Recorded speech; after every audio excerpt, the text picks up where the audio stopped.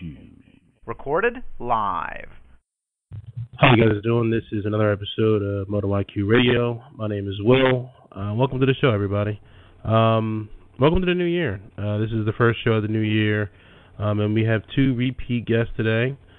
We have Chris Rhoad, Studio Rhoad, Motorsport Market Design. A little bit later, we'll have Tony Zerka on the show talking about the UMS Tuning Time Attack Series and what we can expect for this year.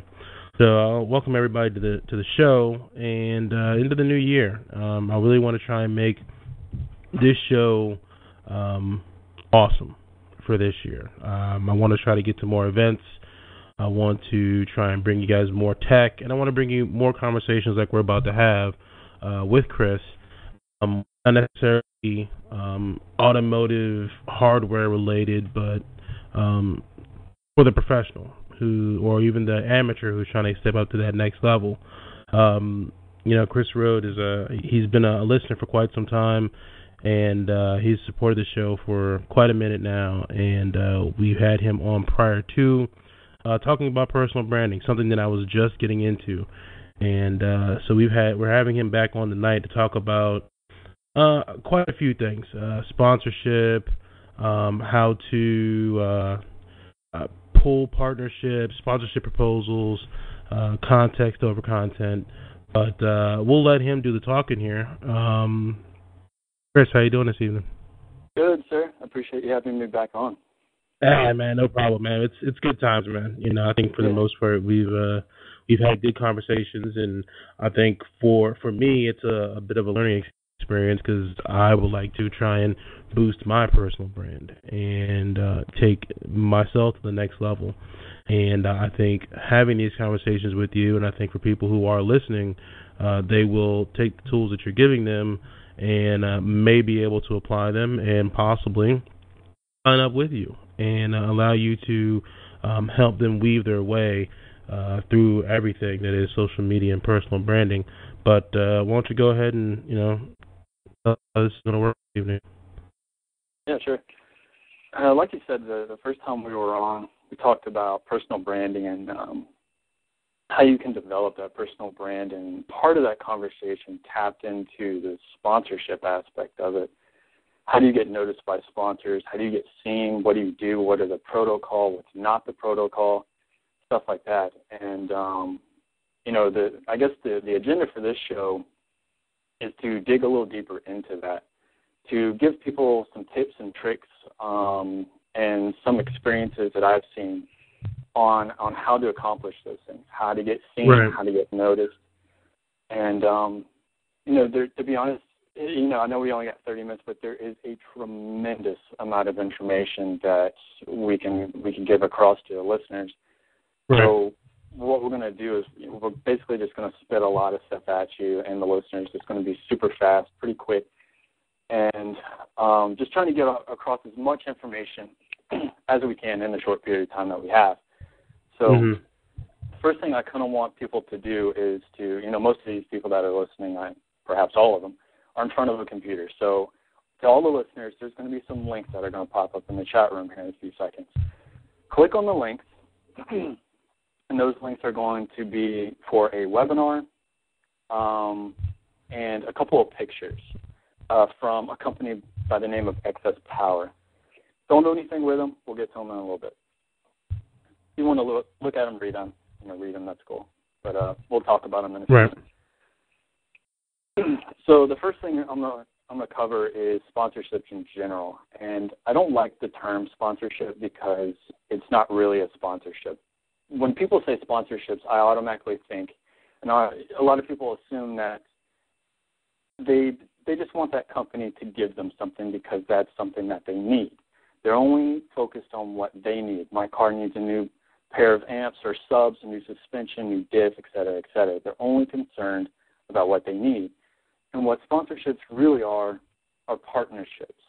It's a business partnership between you. Even though you're a person, you're just a single entity, you're a single brand. It is a partnership and a business partnership between the two. So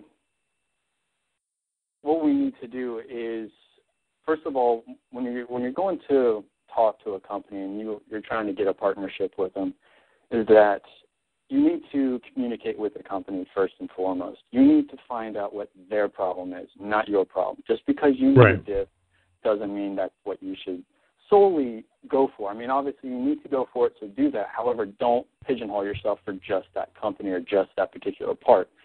Go out there and try to get some other stuff. There's other doors that you can open. So you want to communicate with the company itself. And when I say communicate with a company, you need to talk to them via social media. That's Twitter, Facebook, LinkedIn, even YouTube. Anything that you can communicate with them, do so. And that doesn't mean go in there, hey, I got a cool car, give me some cool stuff. That's go in there and just talk about what they're talking about. If they're talking about the football game, talk to them about the football game. Just create a dialogue and a context with them. And even though you're not really going and jumping in the deep end for what your sole objective is, you're getting seen by that company. Now, the person behind that social media computer is just a social media person. That could be a secretary, that could be an HR director. It really depends on the company. Right. But what you're really trying to do is your objective here is to get a hold of the company, and you want to find the one person or the number of people that are decision makers. You want the head of HR, you want a PR person, you need a decision maker. So your objective is to find who that decision maker is. All you need is a name. You can find an address via Google or Facebook or what have you. You're looking for a name. So you find that name, and then you start going into the next step. And the next step is, what does that company need? You need, again, going back to communicating with them, what does that company need? What is their sole objective? If they're looking to sell new cars, then you need to base your motorsports program around selling new cars. If they're looking to tap into a new market, say they're wanting to get into road racing, whereas they're normally into drag racing and circle track, base your motorsports program and your proposal that you're going to send them, which we'll get into, around that particular objective. Find a way that you can help them. And that doesn't mean over-promising. A lot of drivers, especially new and young drivers, tend to over-promise what they can do.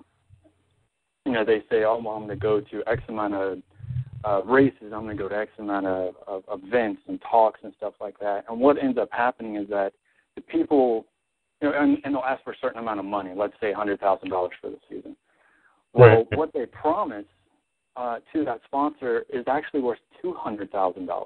For that driver or that motorsports team to go and do these things, that takes money, travel expenses, car expenses. It takes money. So if you're promising $200,000 worth of return, I guess you could call it ROI, and you're only asking for $100,000, you're upside down. They're going to look at you and smirk, and these companies will turn you down for that because they know they know that you don't know what you're talking about, that you're not experienced enough.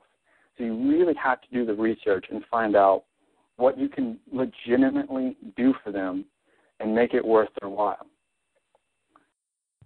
So, again, basically what all this is based around is a term that's called push and pray versus pull and stay. Okay. Push and pray is what I see 99% of drivers and teams doing right now. Excuse me. They take their proposal, their sponsorship proposal, and they make 200 copies of these things. Right. And regardless of the quality of it, at this point it doesn't really matter. We can get into that later. But they take this proposal and they just start throwing it at these companies, just launching it at them, hoping for the best. And that's, it doesn't really work that well. Your return on investment is quite low. And eventually, if you do that enough, and this is what all major high-end corporations do, they're in the push marketing, what ends up happening is if you do that enough, somebody will bite. And that's not necessarily a good thing. Annoying somebody and keep pushing it in their face is not a good thing because you annoy them. I can come up to you and start punching you in the back of the head until you buy a website from me. But that doesn't mean it's the best thing to do. Eventually, you're going to buy that website from me just so I'll stop punching you in the back of the head. Right. But after you say, yeah, you're going to hate me, and the business transaction is not going to be worthwhile. It's going to fall apart straight from the beginning. So, so rather than push and pray, we flip to the other side, pull and stay. And that goes back to talking to these companies versus Twitter. Creating a context there and just talking to people. And what ends up happening is if you're talking to them, well, let me take a step back. The way it used to be, the person who won sponsorships was the person with the fanciest PowerPoint presentation or the fanciest PDF presentation, right? And that's changing. The internet is changing that. Racing in general and how stuff is progressing, that's all changing. Now, it's not the person that creates the best PowerPoint presentation. It's the person that creates and that has the best skills in what is considered a cocktail party situation. You walk into a room and you're talking to a bunch of people, and whoever works the room the best, let's say you go to PRI or if you go to SEMA, you're working that room. You're working the room at these events. Whoever works that room the best, talks to the most people, shakes the most hands, throws the most smiles, those are the people that are really going to get the attention. Not somebody that walks in, starts throwing business cards at everybody and throwing brochures and throwing proposals because, for one, there's no personality there. There's no persona there. You know, sponsorships are intended to be long-term. And there's a business relationship there. I guess that's a very key word, is relationship. And there's nothing personal or relationship-based about a generic or cold sponsorship proposal or just throwing a business card at somebody or just posting on their Facebook that you need a new set of speakers. There's nothing personal about that. Right. So by creating a bond and a relationship between you and the person at the company or the company itself, you automatically, immediately have a leg up on everybody else that's trying to get that sponsorship because all they're doing is throwing the business cards around. And so that said, nobody should ever do a cold sponsorship proposal, just sending it randomly to people and hoping for the best. Don't ever do that unless you want to start punching people in the back of the head. So, right. Additionally, most of those, whether it's a PDF proposal or email, let's speak about emails for a second. If it's an email, most of them do not get read, and I'll give you some examples. Local company here, Excess Power, which we talked about the last show. Excess Power, they do performance batteries and stuff like that. Fairly small company, but very cool company. Like, there's some great people working there. And I talked to them a couple weeks ago, and they get 60,000 sponsorship proposals a year. And at first I was like, wow, that's a lot. That's a great deal. And especially for a small company, I mean, that's a lot of proposals. And let's define proposal versus, hey, I got this. Can you sponsor me? I mean, how many legit proposals would you say were they really getting across their desk? Yeah. So a legit proposal, to me, is, again, going and finding out what their objective is. Find out what they need to do. What is their goals? What do they want to do? Right. You find out what that is, and you build around your proposal around it. So what is the proposal itself? Again, the last show that we were in, I showed you and I showed the audience the proposal that I built, which was a go-kart tire with a CD put into it. I kind of built it in there, wrote some text in vinyl stickers, wrapped it around the tire, and made it all nice and cool, and put a wheel sticker on the CD label itself, and just made it three-dimensional. It wasn't a flat piece of paper that ended up in a pile. It wasn't, I created the paperweight for that pile. And picture of that is in the chat room right now. You can take a look at it. So, short and skinny of it is that, think I don't even want to say think outside the box because I hate that term. Act outside the box. Actually do something that you know is different than what everybody else is doing. Because if you're doing or something different than what everybody else is doing, then you have no competition. You stand outside the box, and you ultimately stand out to the sponsor itself. But that doesn't mean you can take this super fancy tire resume and just randomly send it to Mazda. That's, it's going to end up on the secretary's desk, and she'll use it as a paperweight. What you have to do is still you have to find somebody specifically to send it to. So that's where that research and that communication from earlier comes into play. You have to find out who you need to send it to. You have to get it to the right people. Otherwise, you're barking up the wrong tree. So all these things kind of come together towards the end. And, I want to jump back to the emails real quick. We said excess power gets 60,000. And if you guys saw the pictures from earlier when we first started in the chat room, some of those were examples that companies received as sponsorship proposals. Those sponsorship proposals were literally somebody going to their Facebook and say, hey, I need some new speakers. I've already got amps. Can you hook me up? That was it. No pictures, no bio, no nothing. And additionally, those companies went on their own Facebook and said, listen, fans, stop doing this. Stop sending us this crap. They didn't say crap, I'm paraphrasing.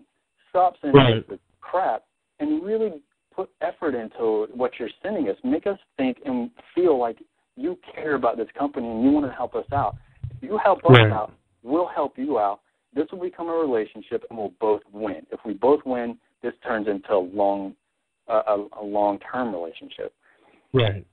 So, there's bigger companies that check this out, they get 150,000 sponsorship proposals a day. That's insane. 150,000 a day. So if you do the math on a 40-hour work week, that tells you if they see it, you get 3.4 seconds to get their attention. That's it. Wow. That's all. That's all you guys, 3.4 seconds. That's pretty serious. So if your proposal looks like everybody else's, awesome, you got great-looking pictures and a bunch of text, whoop-de-doo. That doesn't stand out. To me, it doesn't stand out. It's generic. Granted, I'm a designer, like marketing and blah, blah, blah. To me, it's generic. I want to stand outside further than just having a fancy picture. And if you've only got 3.4 seconds to get their attention, don't get their attention. Kick them in the retina. Make them see you. Right.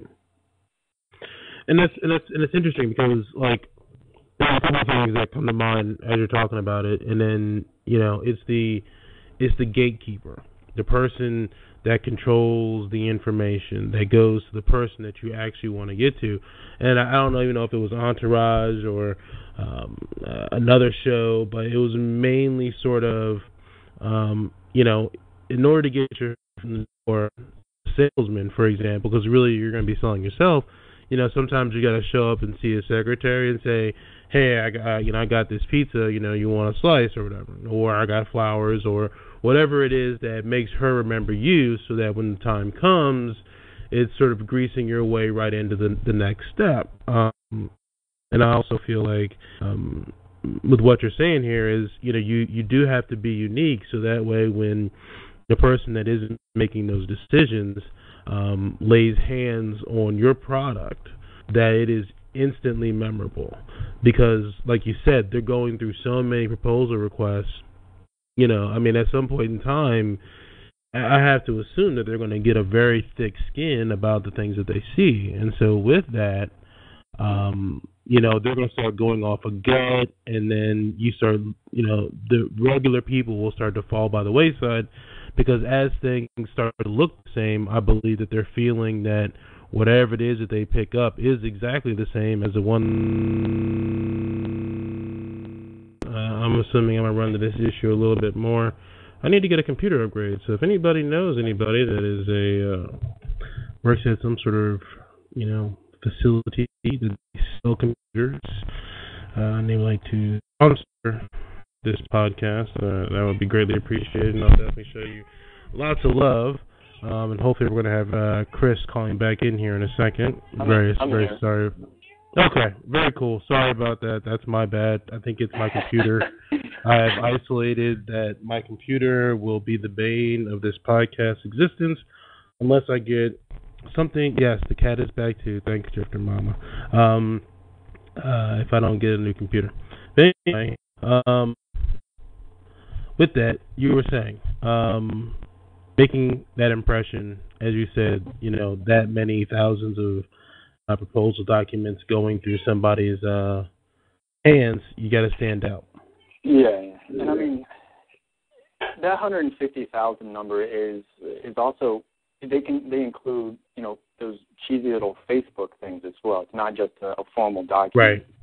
Right. It's just about everything. They kind of inflate that number a bit, but nevertheless, it's still an enormous amount that they receive. And this particular company, and I'm not gonna say the name of the company because of what I'm about to say. I don't want to make them look bad.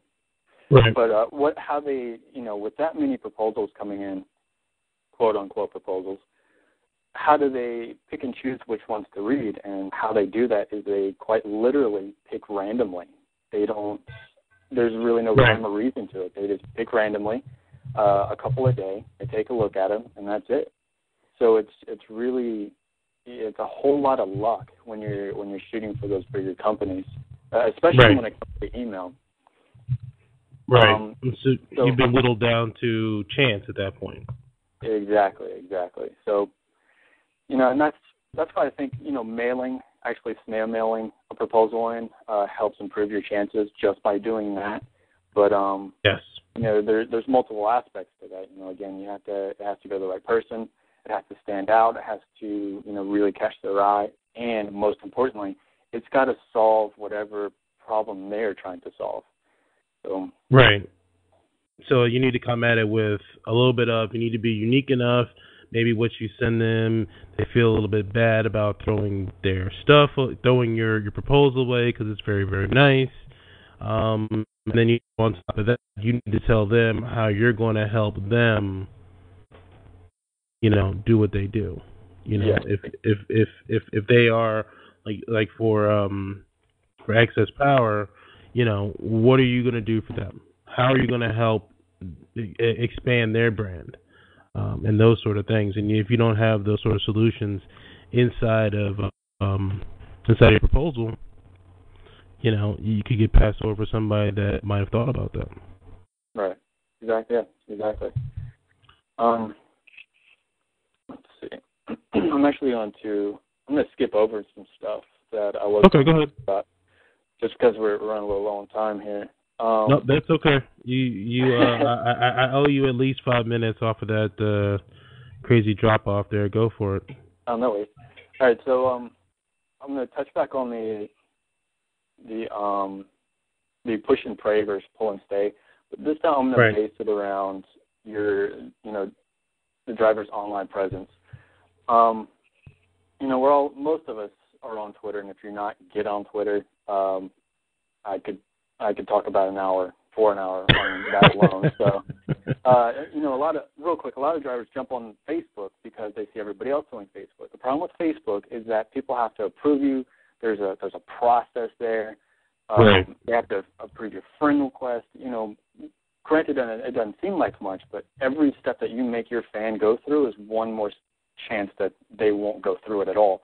The good thing about Twitter is there is no approval process. You follow them, done deal. You can follow them, they can follow you. There is no approval process. There's no waiting process. It's just, boom. You can talk to anybody and everybody on the planet that has the Twitter account. Facebook isn't like that. You can't talk to anybody and everybody like that. So there's a great communication opportunity there for drivers to talk to other drivers that are ahead or above or below them. Companies, potential sponsors. There's just great opportunity there for communication. All that aside, though, what it really, you have those three aspects. Let's say you have a Twitter, you got Facebook, and you have YouTube. You throw in a fourth, and you got LinkedIn, right? Well, all that stuff's good, but you have to have a home base. home base is right. the website, right? Most websites, especially driver websites, they have the same thing. They have a bio, they have a schedule, photo gallery, and a contact page with their Hotmail email address for some reason. So, right. And very, very few of them have a news/blog section. And if they do, it's merely to post press releases. Press releases are boring. Nobody cares about press releases, except for other people that are interested in press releases. There's a very small demographic there that cares about it. Right. The bigger demographic is your everyday Joe that's racing with you, beside you, and stuff like that. The people that you're talking to on Twitter and Facebook. And drivers need to talk to them more. And in order to talk to them more, you don't just throw out press releases. Do that for the formality of it, but also create a blog section that is used for more personal updates. If you go to the race and take some pictures and post a personal update about your experience there. If you go and hang out at a bar with some buddies that are motorsports or are racing involved, post that up. Really, really try to bring your fans in and bring them into your world. Give them an insight that they don't see anywhere else, regardless if it's racing or not. A great example of this is Jared DeAnda. Most of you guys know him from The Voice of Formula D. Right. He does a really, really good job of this because he posts about one blog a week, and on that blog he posts pictures and small brief paragraphs of what he did and how he did it. And it's not all racing based. You know, he shows pictures of his son getting new Christmas presents and stuff like that. It's all very personal. So there's a bigger audience there, and that audience really comes in and gets involved with what he's doing. So positive aspect of that is Jared works alongside Incipio, which makes iPhone and iPad cases. So when Jared writes on his blog and he gives somebody, a friend of his, let's say, for example, a new Incipio case, he posts a picture of the Incipio case on the blog and the person that he gave it to. What that does is that creates pretty much free marketing for that particular company, and drivers can do the same thing.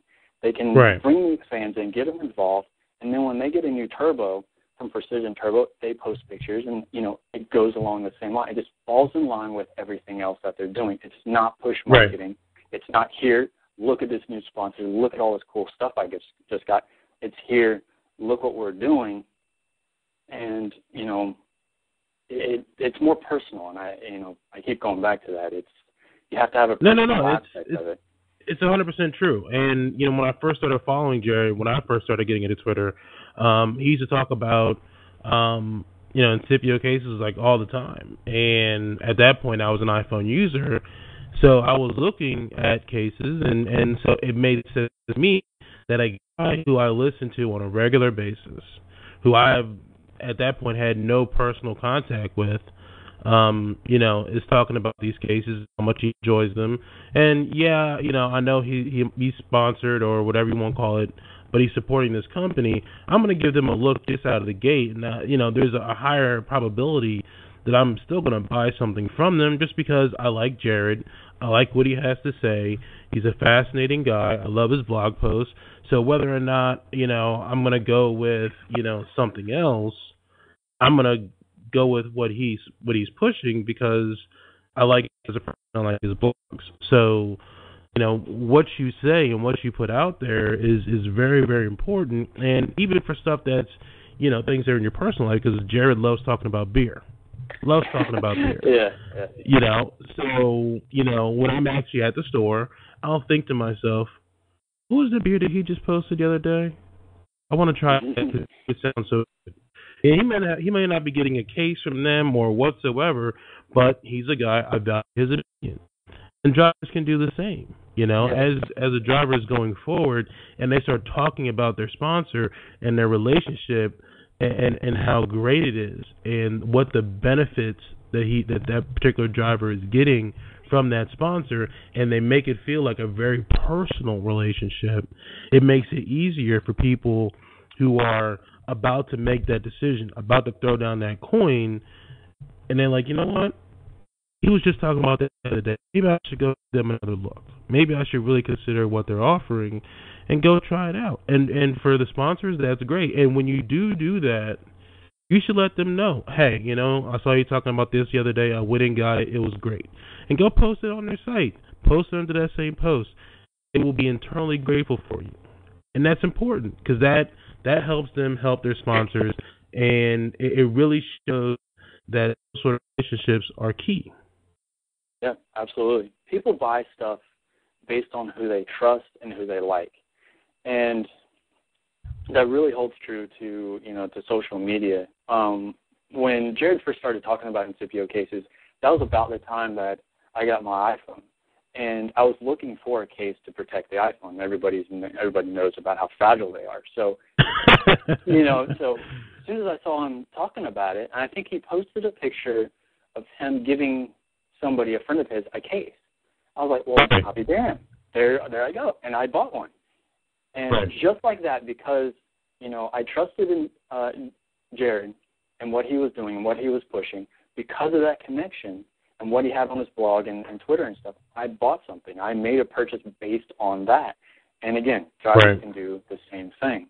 You know, you give a personal touch to these companies that you're working with, and it's not just to give them you know, eyeballs on their product. It's, you know, at the end of the day, it is to sell product, but they will sell product because you like it and because, you know, you're using it. And then the blog thing, the website thing is just one tool to do that and to make your partnership with these sponsors beneficial, not just throwing a bunch of stickers on the car and going, yippee, let's go. You know, you're a salesman to these companies, and there's more people that need to act like salesmen, especially, you know, and I'm on the same reign as these guys, but especially in the grassroots market. You know, we got to act more like salesmen. And I'll tell you a quick story. I heard a guy that, you know, a lot of us get product sponsorships, right? We'll get tires or we'll get batteries or whatever. And I heard a story where a guy got ham for his product sponsorship. Just ham, right? Right. So not a whole lot you can do with ham in, you know, the motorsport space. So what he did, on Monday and Tuesday, he would take that ham and he would go to restaurants and he would sell the ham from this company. And the company didn't mind. They're looking to sell product. They're looking to push the product. So he sold the ham and he used the money to go racing the next weekend. What's to say you can't do that? Absolutely nothing. Absolutely nothing. I mean, you have to make... I mean, here's the other thing he could have done, which, you know, is a whole different way of doing it. He could have gone down to the local homeless shelter and said, hey, on behalf of me and my sponsor, take a nice picture and hand it off to them, and then email that picture to their sponsor and say, hey, you know, I've been dropping these off all over town on your behalf. Here's a nice picture with the logo, yada, yada, yada. Hey, maybe you guys should use this as some sort of promotional photo for the website. Yeah, you're not going to make any money off of it, but they may say, you know what, maybe we need to kick this guy a little bit of dough because that's brilliant. We didn't think about doing that. I like it. Let's do it. Yeah. Man, you know? Townsend, are you familiar with Townsend Bell? No, who's that? All right, he's a driver as well. Townsend Bell, when he was racing at Skip Barber would give him a discount on bringing corner workers to the races. So what he did is he started his own internship program for Skip Barber. He would bring in, he'd go to the local high school. He would bring in these shop students, car shop students, bring them to the track as corner workers. Skip Barber would give him the discount. He would end up racing the whole weekend for free because he brought the students in, and they would get out of class. It was a great marriage. It worked for both sides. He raced for free, and they got out of class, but still learned about racing and cars and stuff. So, you know, again, that's awesome. You know, a lot of people. Well, I say a lot of people, but there's people out there that complain that they only get product, or they only get this, or they only get that, and it's really hard to climb the ladder. But if you utilize what you do have to your advantage, act outside the box. See what you can do with it. You might be able to find something that'll work for you and the company that you're working with, and start climbing that ladder a little faster. Definitely. So what else do you have for us? I know we're getting close on time here. Yeah. I'm going to answer some questions that Emmy Hall from Hall Ass Racing sent me. Yes, definitely do that. Yeah. she replied to an email that I sent out earlier. I think it was yesterday or something like that. Yeah. And she sent me 3 questions, and I'm going to answer the first 2 basically the same way, and I kind of covered it already. But the first one that she asked was, do big companies look at the smaller guys and girls that are just starting out? You know, do they look at them for sponsorship? All right. The second thing that she asked was, flight travel is a huge expense for her. So what is the best way for her to go and to talk to an airline about a partnership? Notice how she used partnership instead of sponsorship. That was awesome. Right. And I can answer both questions basically the same way. Yes, companies will look at the smaller guys, but it really boils down to, do you have a solution to their problem? Do you have a solution to the airline's problem? If you have a solution, it doesn't matter how big or small you are, they will work with you because you can solve that solution. But you have to come up with that solution. So it's not a matter of how many crew members you have or how many cars you have or what your budget is. You know, it's about the business aspect of it. If you can improve their business, then there's a very good chance they'll work with you. Very true. Very, very true. And I'm sure you might be able to be creative about what solution you're providing. Definitely. So, dude, awesome. Yes. All right. The last great one, stuff, man. Go ahead. Is it appropriate to call a company for the contact information? How we were talking about earlier, you need to get a name to send your proposal to. She had checked Twitter, Facebook, LinkedIn. She even checked this other website. So she was a little worried about calling them. And she asked, is that appropriate? And to me, it is appropriate. It's perfectly fine for you to call them up because chances are you're going to end up talking to a secretary anyway. So you call them up, and it's really one question. You don't have to give them your life bio or anything or what your plan is. Just ask them, who's the director of HR? Who do I need to talk to about sponsorships? Give a name. If they give you an email, great, but your main objective is to get a first and last name. If you get the first and last name, you're golden. That's all you need. Right. And, the problem is that, especially a lot of the younger drivers, they're very shy about asking that question. Right. And, because race car drivers are very brave. That's kind of our job, is to be brave. But when it comes to emotional stress or getting turned down emotionally, we're terrified of that. So when that happens, what ends up happening is that we all end up throwing out the generic push and pray sponsorship proposals, and that's the problem. So when you're out there hunting and you're going after that PR person, step 1, get a name. Step 2, get an address. And I guess step 3, know those gatekeepers. Know the people that are going to allow you to get your foot in the door, to actually speak to those people and get something in their hands directly. Correct? Absolutely. Yep, that's the short and skinny of it. Very cool. So give us the website. Where can we go for more information? I'm going to send you guys a couple things. If you guys are interested in some of the stuff that I've talked about thus far, like I said at the beginning of the show, there's a great deal of information that I'd like to get across. And one of the reasons one of the ways that we're going to do that is we're going to start doing some webinar type thing. Webinar is an internet-based conference, if you want to call it that. Right. And so if all you guys want to go to studioroad.com/webinar, we're signing up. Basically, we're just taking sign-ups right now. As of right now, it's free. We may charge for it. We're still putting it together, putting content together, and we'll see how it works out. It may be $20, but right now, we're trying to make it as free or as low cost as possible. We're putting that together, and but here's really kind of what I'd like for you guys to do.